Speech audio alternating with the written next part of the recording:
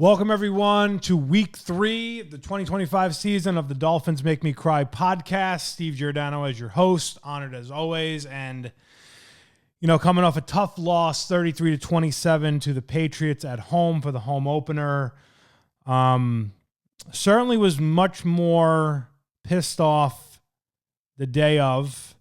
Seemed to be having a little bit of a different thought process. Still very pissed off. Then right after the game, probably because I guess as Dolphin fans, the apathy is starting to set in, which is very, very soon in the season for it to be basically week 3. But you at least, if we're going to start on positives, because I don't want to just beat the dead horse on this podcast all the time, they did score on 4 drives. They showed life offensively. They definitely did some things. And the problem becomes, number one, when you really are trying to save the season, and I guess we'll say save Mike McDaniel's job, and you're literally walking into the buzzsaw of going to Highmark Stadium to play the Bills, who, in my opinion, and God, I hope I'm wrong, they will probably be winning the Super Bowl, if not at least representing the AFC. I just think they're that good. And I think as much as, I'm not a, Josh Allen fan, obviously, you got to respect who he is, what he does. He's a all around killer quarterback, and he's an Iron Man, and he just does so many things right, as Tua Tagovailoa told you yesterday, which is a whole nother thing we'll get into. But as we look at the game from Sunday, the baffling thing, and you can't even, I guess, call it baffling because it's been so consistent, is how you can have 2 false starts, blow your last time out at the end of the game, turn, the last play into a sack, to lose the game. All of these things, and I know I screamed last week about firing McDaniel. All of these things are why. It's not even that he doesn't have support of the players, because I think he does, and the problem with that is it's just a country club atmosphere, and it's a poor culture, and it is a accountability, and players, everybody's loosey-goosey, everybody's happy, life is good, and they're getting paid, and there's no accountability for piss poor results, and it's unacceptable. And the fact that if you were going to just microcosm the game and then microcosm the 4 years of McDaniel, clearly he's won games, right? Like he, 2 playoff appearances. Obviously missing it last year. They've won a lot of games. He rehabbed Tua, up until now. God only knows where we're going to get the rest of the season. I'm sure he will be okay. He will be, above average. The problem is the team is not above average, and that is going to make him look probably about average, which is the problem. And it's really what you saw last week in a lot of the game. But I'm sorry. If we want to go to the screaming and yelling and the me being just annoyed at all of this, the fact that you have those delay of games, you've now had 3 delay of game penalties in 2 games, of obviously which you've lost in a row and 2, and the wasted timeouts, and just the way that the offense runs in big moments, it's like you're just waiting for them to fail. And the craziest part about the game is this game in 2023, the Dolphins would have won. And there's a lot to be said to the overall just feel of the team. I think I mentioned it last week. In sports, you either get momentum in the positive way or you get momentum in the negative way. And right now, whatever they touch just goes to shit. It's just the way it is. And it started from the end of last year through the offseason moves, through the injuries in training camp, to signing the wrong guys, to signing hurt guys, to now having to make personnel decisions, Darren Waller, based on, guys that you sign that cannot play. There's just so many things in this ball of wax that's just coming down the hill that's ultimately going to cost McDaniel his job. It's just a matter of when, and we're going to talk about that. There's so many things that you just get to a point, it's like you can't get out of your own way. When you had the punt return last week from Malik Washington, who's bobbles the ball a little bit.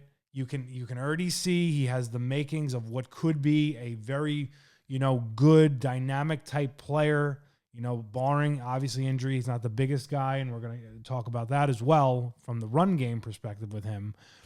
Comes out, punt return, the stadium's alive. We're finally like, wow, we're actually like, we had something good go for us. It's a special teams play, and then bang, kickoff, take the momentum away like that. It's like us as Dolphin fans, we were not allowed to have anything nice and any joy for more than 30 seconds. Pats run it back. Now you got to answer.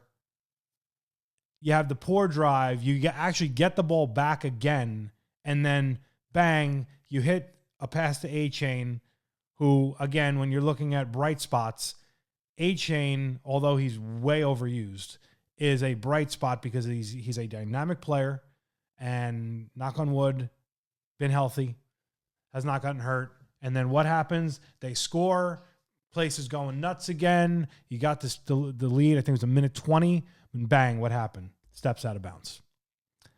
Again, it's just one of those things that those are the things that sometimes, some years, they go your way, some years they don't. But the inexcusable things and the things that are costing you games, yeah, there's physical issues here, right? There's physical issues on the roster, physical issues on the O-line, to a defense that cannot get a stop or turnover. There's so many things there, but ultimately when you break it all down, you could have overcome all of those things by organized, smart coaching, putting them in position at the end of the game where Tua is not having delay of games, which then ran right into a false start, which then ran right into the sack at the end of the game where he had Julian Hill wide open, would have probably gotten the first down. And a couple of the things that you're seeing, and it did not get noticed on TV, but when you're there live, it did. Jalen Waddle was absolutely losing his shit when they had to waste the last time out because there were substitutions. There were 13 guys out there. You were going to get another too many men on the field, which again, now you're going to have too many men on the field 2 weeks in a row. You're going to have the 3, like I said, delay of game penalties. You're using timeouts when you shouldn't be using timeouts. Where in the world is the organization of the 2-minute drill? When, let's face facts, your play call in the 2-minute drill, when you have one timeout and you're within 2 minutes, is sideline, obviously, a lot of sideline. Certainly there's going to be, with one timeout, okay, you're going to hit something in the middle, maybe a run play, something. But my point is, how is it so confusing that we're wasting timeouts and getting delay of games when we're running a 2-minute drill? Your entire gamut of your offense isn't open in this regard. You're in the 2-minute drill. Why is it so confusing? And it's just, this is the crap that will get him fired and should get him fired. And while we're on that topic, coming out of that game when it's raw, you're sitting there saying they're going to get blown out by the Bills, which we're going to talk about. He's going to get fired by the end of Thursday night, Friday morning.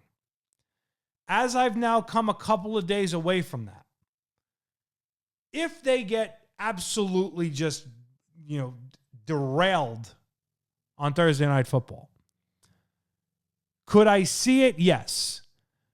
And again, it's one man's decision. Nobody knows what Stephen Ross is thinking. Do I think it's going to happen? If you asked me Sunday, I'd say yes. If you asked me today, barring an absolute complete embarrassment, which we're going to talk about, I don't think it's going to be that. I actually don't think he gets fired.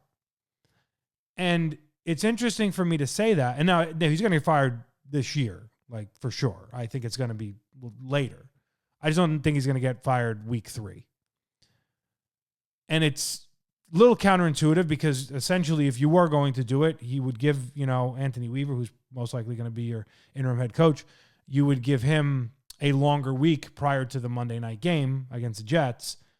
But I ultimately feel like they're probably going to look at it and say, okay, if we do that, what's our gain right now 3 games in? Now, again, Stephen Ross, 2015, 4 games in, fired Joe Philbin, who had 1 win at the time. They were 1-3. But I feel like they'll probably look at, is it beneficial right now, or do we look at it and we say, we're most likely going to be 0-3. We're going to play a pretty bad Jets team. It's probably just a mirror image of us. And then we're going to play a pretty bad Panthers team that's a mirror image of us. And then we're going to play a very good Chargers team. And would they say, okay, maybe we get to 2-3, and then we give ourselves a shot against the Chargers, and then that's when the rubber meets the road? I'm going to actually lean towards that.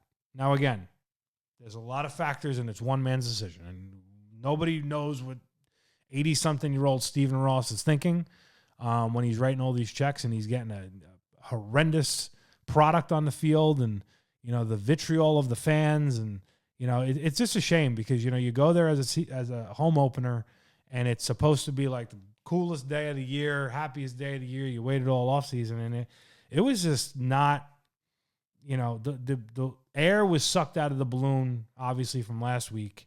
And then you go down 12-0. And then the mistakes. And then, yes, they score on the 4 drives. But again, the problem is this fan base, the fickle fan base it is, there's a lot of good Dolphin fans and there's a lot of horrendous Dolphin fans.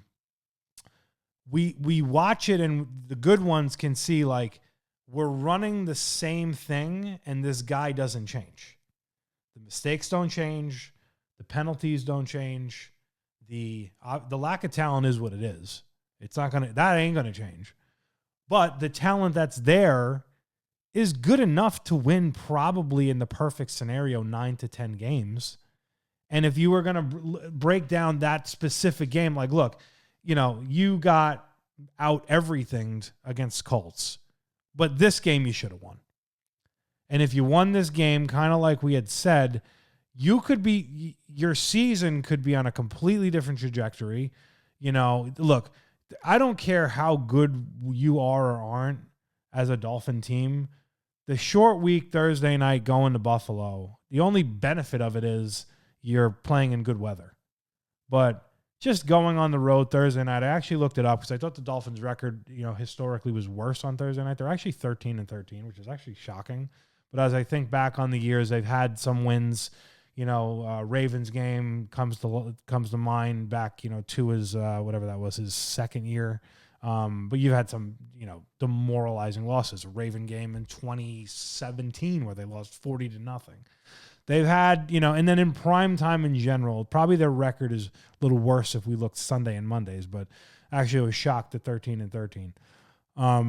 It's a tough spot, and it's a tough spot even if you're semi-even with the Bills in some of these years that they have been. I mean, look, they've, 2022, the Saturday night game, should have won that game. Last year, you had that game after, they destroyed you on the Thursday night here, the Tua concussion game. But it's a tough spot for anybody. And it's literally the last thing this team needs right now. But that being said, come out and actually compete with the Bills. Now, look, the Bills, to me, you're in a whole nother stratosphere. We talk about it every week. 2023, the Bills were on the ropes. You had the lead. You had the game here. You blew it. And then, they've went on to have playoff success. Obviously, they haven't gotten over the hump yet. But when you talk about a complete team or a much more complete team than us, when you talk about a team with depth, when you talk about a team that's very well coached, when you talk about Josh Allen, who's a generational talent who, to his credit, completely has taken himself from being a a little bit more of a one-trick pony when he came into the league to being a very well all-around player and also playing smart. And then the other thing is, and it's interesting, everybody thinks it's a passing league. I say this all the time. All these guys that have this crazy success, yeah, they have their pass yards and they have their receivers and they make their plays, but the backbones of the offense is the run game. And look at James Cook. And to me, what you're going to get in this game is going to be, I don't need Josh Allen to do a lot. We're going to make the Dolphins stop the run.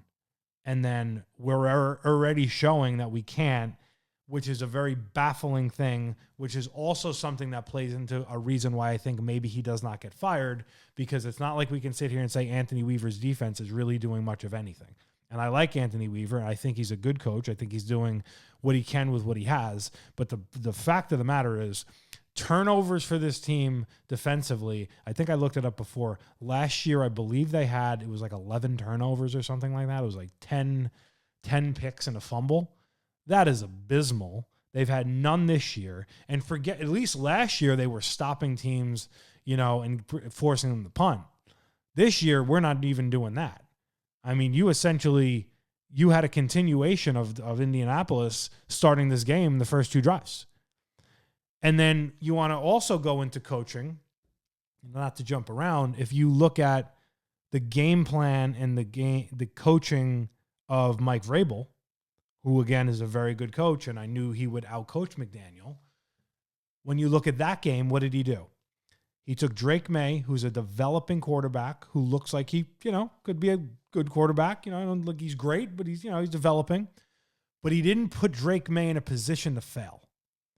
They ran the ball for 122 yards.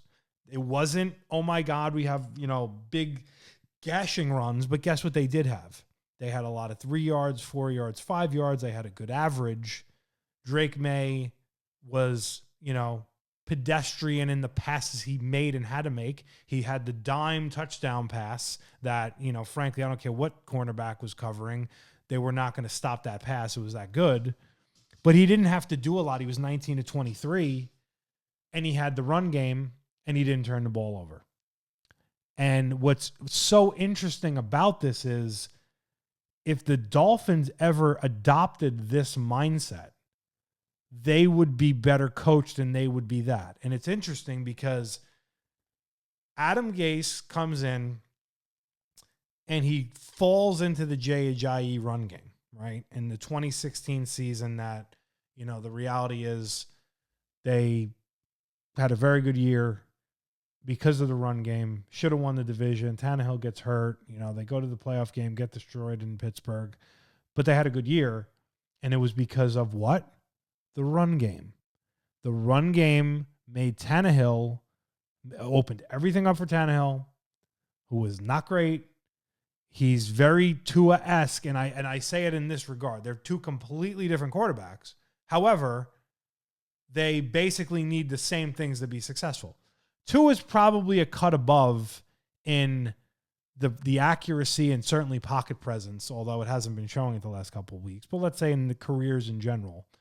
And Tannehill probably had, better, let's say maybe deep ball or better arm strength, could make more throws. So they kind of each had their thing. But at the end of the day, they both need a run game. Tua's success in 2023 was predicated on the run. Tannehill's in 2016, predicated on the run. Chad Pennington, 2008, predicated on the run. And lo and behold, those are the last three top tier or best Dolphin seasons that you had. But now we just all of a sudden don't believe in it. And that's going to take me to, I mentioned Malik Washington, and we're going to talk about Ollie Gordon also. It's criminal that Ollie Gordon had one rush for 8 yards. Now, again, he's a rookie. I'm not sitting here saying he needs to get 20 touches. But could he get 7, 5, 10? And then you're handing it off to Malik Washington. Now, he had 3 rushes for, I think, 23 yards. He had about 7 yard, a little over 7 yard average. Okay? So good. Nobody's mad that he had an over 7 yard average, and that's good. But Tell me when you're going to believe Mike McDaniel in handing to a big back and having this thunder and lightning with him and A-Chain. And then obviously you have a lot of A-Chain out of the backfield because he's dynamic and because that's what the defense is giving you. It's criminal that he ran one time for 8 yards. And I'm sorry. You were down 12-0. You got lucky that the Pats missed the 2 extra points. You didn't have to abandon the run. Like, I'm not saying run it every play, but could you establish it and not panic? It's like when they get down, it's like, all right, it's panic. Now, they fought their way back. They did certain things. And the defense isn't giving them, doing them any favors. The offense definitely carried them in the Patriots game. But now that brings you to this game, which to me, it's an impossible spot. I mean, could you have the upset because it's a division game? I mean, it would be probably next to a miracle. But that being said, I don't think you're going to have the blowout game. What I think is going to happen is, one, the Bills have done this, notoriously in the last couple of years. They actually give you the run because they're going to try to take away Tyreek and Waddle. And Waddle is battling a shoulder injury. I'm sure he'll play, but don't be shocked if he doesn't. Or if he's very limited.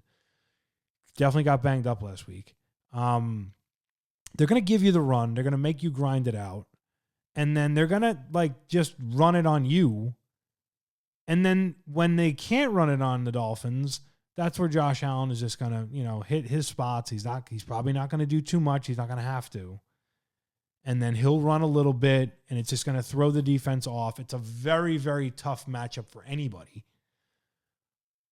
Particularly us, the Dolphins, where your D-line is really not cutting it. You had 2 sacks last week. Your run containment is not cutting it. 122 last week. I mean, not horrendous, but certainly the reality is they probably could have ran for more. Obviously you saw what the Colts did rushing the ball. The fundamentals on defense are not there. So the only way I think you'd have any type of shot is if you were to get the old Josh Allen, who has not been around in years, who would just start throwing the ball all over the place. But he's not that guy anymore. So barring some crazy mistakes, I think the Bills will get a lead, hold the lead, kind of add to a lead. I don't think it's going to be the blowout. I'm sure Tua will do his stuff. I'm sure they'll have the dynamic stuff with A-Chain. They'll have some dynamic stuff with Tyreek. I think they're probably also going to understand they got to lay it all on the line, obviously, to save their coach, save their season. I mean, the percentage, I'd have to look it up. I think it's 12% of teams make the playoffs with 0-2 start. I don't even know 0-3. I'm assuming it's happened. I have to look that up. But I think that's what you're going to get. And then you're going to get a long stretch to get ready for a Jets team. And I do believe you will have Mike McDaniel as your coach. And frankly, I mean, I don't think it necessarily matters at this point. I don't know if that does anything, I don't think it's going to jolt in the arm. I think if you lose and you're 0-3, you could beat the Jets and Panthers because, they're pick'ems because they're basically you. So maybe that day you play down to them or vice versa. Don't take much. And then I think the thought process will be, hey, maybe we could get to 2-3. Now, if they're 0-4, then I think he gets the axe. It's just a sad state of affairs. It really is. The fact that we're actually talking this, they've become a laughingstock on social media. They're probably ranked, people think they're the worst team in the league, and they probably are. And if they're not, they're close to it from how they're playing. I think the roster, I don't think, is the worst in the league.